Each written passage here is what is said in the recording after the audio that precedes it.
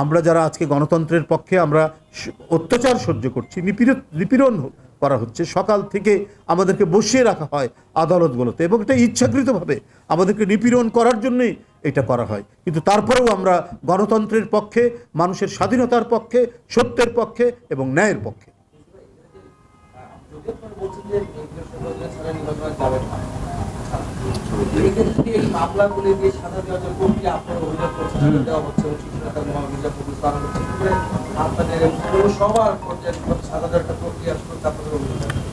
শোনেন,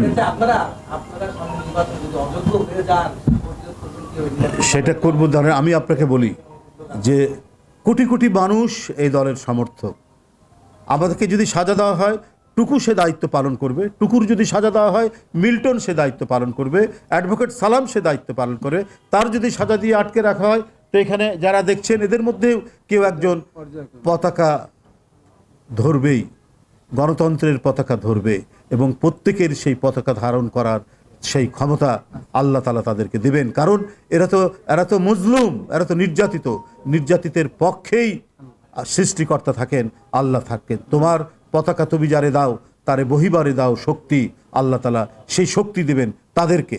এক এক করে যদি আমাদেরকে ধরে, একজন না একজন সেই পতাকা ধারণ করবেন, এবং তারাই সেই পতাকা নিয়ে গণতন্ত্র ফিরিয়ে নিয়ে আসবেন। তবে শেখ হাসিনা এইবার আর ভুয়া নির্বাচন করতে পারবে না।